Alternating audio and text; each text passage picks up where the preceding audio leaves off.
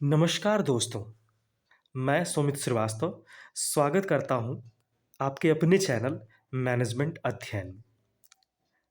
मैंने पिछले वीडियो में आप लोगों के साथ डिस्कस किया था इकोनॉमिक्स, मैनेजरियल इकोनॉमिक्स, इकोनॉमिक्स के नेचर, स्कोप ऑफ इकोनॉमिक्स, ये सारी चीज़ें हमने डिस्कस की थी पिछले वीडियो में। आज हम इकोनॉमिक्स का एक बहुत ही important chapter demand and supply analysis के बारे में डिस्कस करने जा रहे हैं।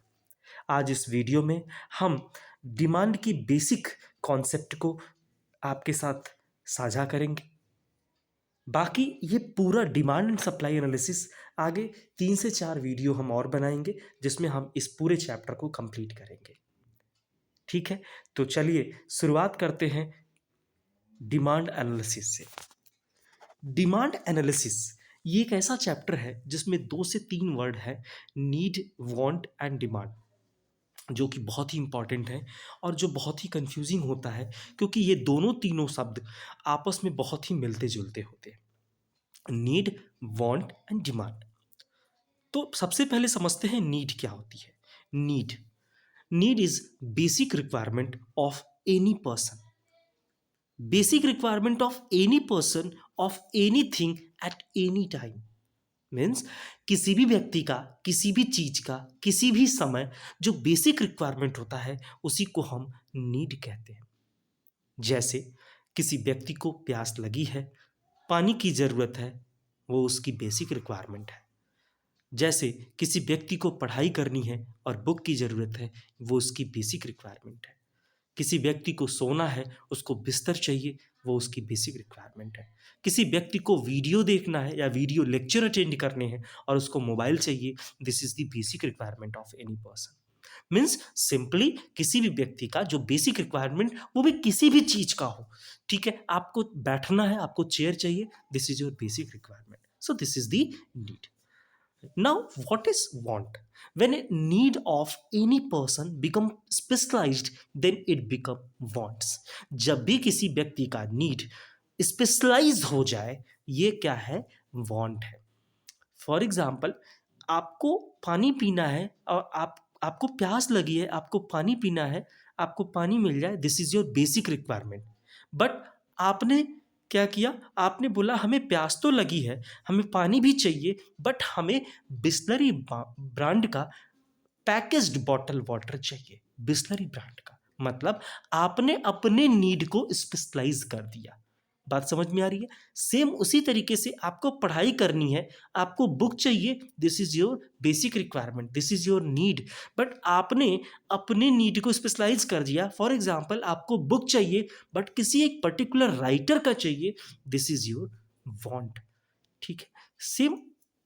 सो आपने जब भी आप अपने नीड को स्पेशलाइज करते हैं, वो आपका क्या हो जाता है? वॉन्ट हो जाता है। ठीक है, ये जब आप अपनी नीड को स्पेशलाइज करते हैं, इसका वजह क्या होता है? इसकी वजह होती है आपका कल्चर, आपकी फैमिली, आपका सोसाइटी। आप अपने कल्चर, अपनी फैमिली और अपनी सोसाइटी को फॉलो करते हुए आप अपने नीड को स्पेसिफाई कर देते हैं और वही आपका क्या होता है? वांट हो जाता है। अब आपके दिमाग में ये एक डाउट ज़रूर आएगा कि सर कैसे हम अपने नीड को कल्चर, फैमिली और सोसाइटी को देखकर स्पेसिफाई कर लेते हैं? भाई सिंपल सी बात है, आपको पढ़ाई करनी थी, आपने एक टीचर को सिलेक्ट किया और उस टीचर से आप पढ़ाई करना शुरू कर दिए। बट टीचर ने बोला कि बच्चे यदि इकोनॉमिक्स की पढ़ाई करनी है तो इस पर्टिकुलर राइटर की बुक से आप पढ़ाई करिए। टीचर क्या है? आपके सोसाइटी का एक पार्ट है और सोसाइटी का एक पार्ट होने के नाते उन्होंने कहा कि इकोनॉमिक्स के इस राइटर का बुक आप पढ़िए। तो आपके नीड को उन्होंने क्या किया? स्पेसिफाई कर दिया और उन्हीं को फॉलो करते हुए, आपने उनकी बात को मानते हुए आपने उस बुक को खरीदा और आप, तो वो आपका क्या है? वांट हो गया। मीन्स आप के पास उसकी रिक्वायरमेंट आ गई उस राइटर की, तो आपका क्या है? वो वांट है। Now what is demand? Demand is ability to buy a product or purchasing power to buy a product. Means demand is what? Demand include ability to buy a product or buying power to buy a product. So जब भी किसी product को खरीदने के लिए आपके पास purchasing power आ जाए, और बाइंग पावर आ जाए, या आपके पास वो एबिलिटी हो कि आप उस पर्टिकुलर प्रोडक्ट को खरीद सकें, वो आपका क्या है, डिमांड है। Means demand include need of the product, desire of it, as well as the ability or purchasing power to buy a product. So demand के अंदर हम तीन चीज़ इंक्लूड करते हैं। किसी प्रोडक्ट को खरीदने की नीड होनी चाहिए, दूसरे डिज़ायर होनी चाहिए, तीसरी बात एबिलिटी होनी चाहिए। हियर एबिलिटी और परचेजिंग पावर और buying power refers to money. भाई आपको कोई भी चीज़ चाहिए, बट आपको उस चीज़ को खरीदने के लिए आपके पास एबिलिटी भी तो होनी चाहिए, मीन्स परचेजिंग पावर होनी चाहिए, मीन्स आपके पास मनी होनी चाहिए उसको खरीदने के लिए अपने पास। तो वो आपका क्या होता है, डिमांड होता है। When need of any person back by ability to buy it, that is demand. Now what is demand analysis? यहाँ पे डिमांड एनालिसिस क्या है? अभी तक हम लोगों ने समझा नीड, वांट एंड डिमांड। अब हम डिमांड एनालिसिस के बारे में समझने जा रहे हैं। ध्यान से समझने वाली बात है कि जो एनालिसिस वर्ड है, ये जब भी ये वर्ड हमारे दिमाग में आता है, तो ये वर्ड ये चीज़ रिफ़र करता है, या ये वर्ड ये इंडिकेट करता है कि आपको किसी भी चीज़ की एनालिसिस करनी होती है, तो आपके पास इंफॉर्मेशन होनी चाहिए।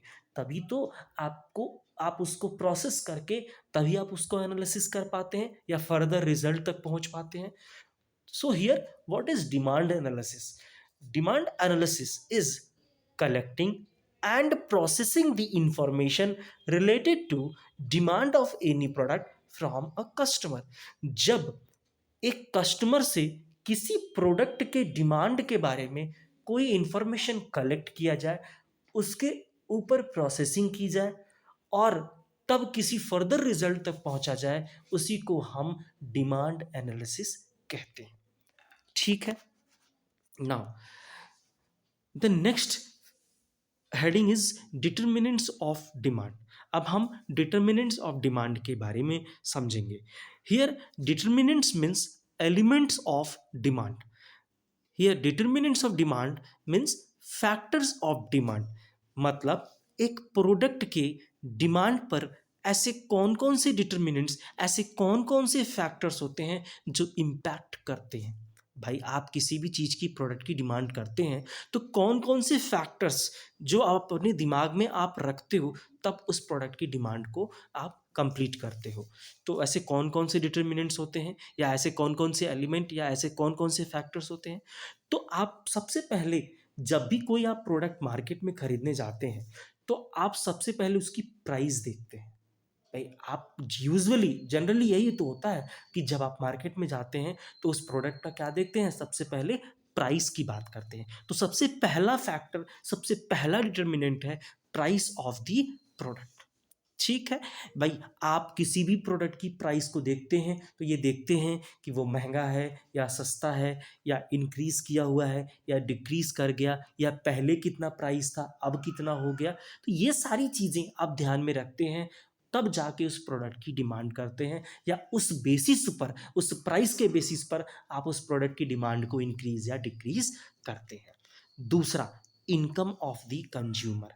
जैसा कि अभी हमने डिफिनीशन में ये बात समझी कि डिमांड इंक्लूड करता है need of the product as well as ability to buy the product. जब आप किसी प्रोडक्ट की को खरीदने के लिए आपके पास एबिलिटी नहीं होगा, तो आप उस प्रोडक्ट को नहीं खरीद सकते। इसका मतलब आपके पास वो मनी होनी चाहिए। तो यहाँ पे जो दूसरा डिटर्मिनेंट्स है, income of the consumer. Consumer का इनकम भी बहुत बड़ा इम्पैक्ट करता है किसी प्रोडक्ट के डिमांड के ऊपर। कंज्यूमर का इनकम यदि जैसा होता है, उसके हिसाब से वो उस प्रोडक्ट की डिमांड करता है। जैसा इनकम वैसा डिमांड, जितना इनकम उतना डिमांड, और इनकम के बेसिस पर डिमांड इंक्रीज और डिक्रीज होता है। Third factor, third determinant is price of related product. किसी एक प्रोडक्ट का एक्चुअल डिमांड जो होता है, वो किसी दूसरे रिलेटेड प्रोडक्ट के प्राइस से भी फ्लक्चुएट करता है। मतलब आप कोई भी प्रोडक्ट यूज़ कर रहे होते हैं, जब उस प्रोडक्ट का कोई सब्स्टिट्यूट प्रोडक्ट यदि मार्केट में अवेलेबल होता है, तो उस सब्स्टिट्यूट प्रोडक्ट का प्राइस भी बहुत इम्पैक्ट करता है एक्चुअल प्रोडक्ट के डिमांड के ऊपर। फॉर एग्जांपल, जनरली एक एग्जांपल लिया जाता है, आपने भी सुना होगा, चाय और कॉफ़ी का।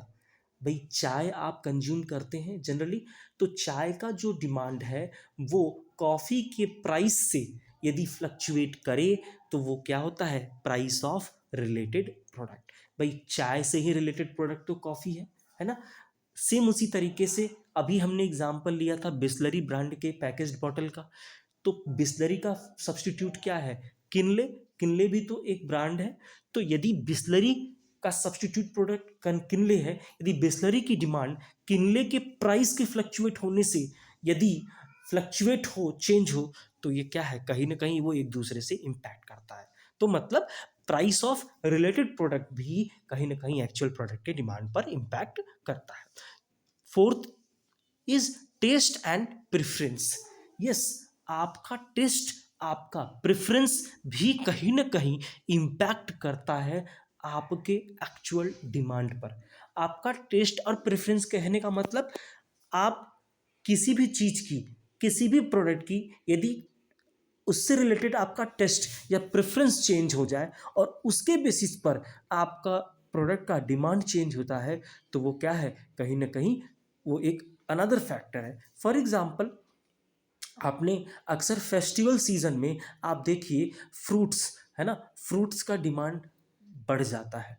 ठीक है, क्यों? क्योंकि उस समय लोगों का प्रेफरेंस होता है फ्रूट्स के लिए, है ना। जैसे दिवाली सीजन में स्वीट्स की प्रेफरेंस बढ़ जाते हैं, स्वीट्स ज़्यादा परचेज किया जाता है, तो आप उस टाइम यूजुअली लोग स्वीट्स को काफ़ी लाइक करते हैं या उनका टेस्ट उस तरीके से चेंज हो जाता है।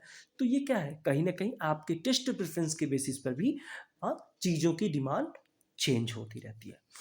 ठीक है, next, advertisement and promotion. Yes, बहुत सारे ऐसे प्रोडक्ट होते हैं जिनके एडवर्टीजमेंट, जिनके प्रमोशन भी आपके उस पर्टिकुलर प्रोडक्ट या सर्विस के डिमांड पर बहुत ज़्यादा इम्पैक्ट करता है।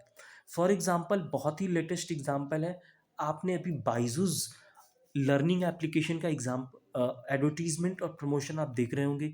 इतनी तेज़ी से उसके एडवर्टीजमेंट और उसके प्रमोशन हो रहे हैं कि पेरेंट्स अपने चिल्ड्रन के लिए, अपने बच्चों के लिए जो है उसके एप्लीकेशन परचेज कर रहे हैं। क्यों? क्योंकि बायजूस ने ये एक माइंड सेटअप बना दिया लोगों के अंदर कि यही लर्निंग एप्लीकेशन है जो लोगों को उनके साल को खराब नहीं होने देगा ड्यूरिंग दिस पैंडेमिक सिचुएशन। तो क्या है, कहीं ना कहीं लोगों के अंदर इस पर्टिकुलर प्रोडक्ट के बारे में या इस सर्विस के बारे में बहुत ज़्यादा ज्ञान नहीं था, बट बायजूस ने अलग अलग प्रमोशन, अलग अलग एडवर्टीजमेंट के थ्रू अपने उस पर्टिकुलर सर्विस के बारे में लोगों की डिमांड क्रिएट कर दिया। तो इसी तरीके से बहुत सारी चीज़ों का जो एडवर्टीजमेंट एंड प्रमोशन होता है, वो उस पर्टिकुलर प्रोडक्ट या सर्विस का, है ना, डिमांड चेंज करता है। Next is weather condition. Yes, weather condition also impact on the demand of the product. Due to weather condition, usually people change the demand of the product. For example, winter season में और summer season में बहुत सारे ऐसे product होते हैं जिनका winter season में डिमांड बहुत ज़्यादा बढ़ जाता है, और बहुत सारे ऐसे प्रोडक्ट होते हैं जिनका डिमांड समर सीजन में भी चेंज होता है। फॉर एग्जाम्पल, जैसे आइसक्रीम, यूजुअली लोग विंटर सीजन में कम कंज्यूम करते हैं बट समर सीजन में लोग ज़्यादा कंज्यूम करते हैं। सेम उसी तरीके से चाय एंड कॉफ़ी, लोग यूजुअली समर सीजन में कम कंज्यूम करते हैं बट विंटर सीजन में ज़्यादा कंज्यूम करते हैं। तो वो क्या होता है, वेदर कंडीशन की चेंज होने की वजह से चीज़ों या बहुत सारे ऐसे प्रोडक्ट एंड सर्विसेज हैं जिनका डिमांड इम्पैक्ट करता है।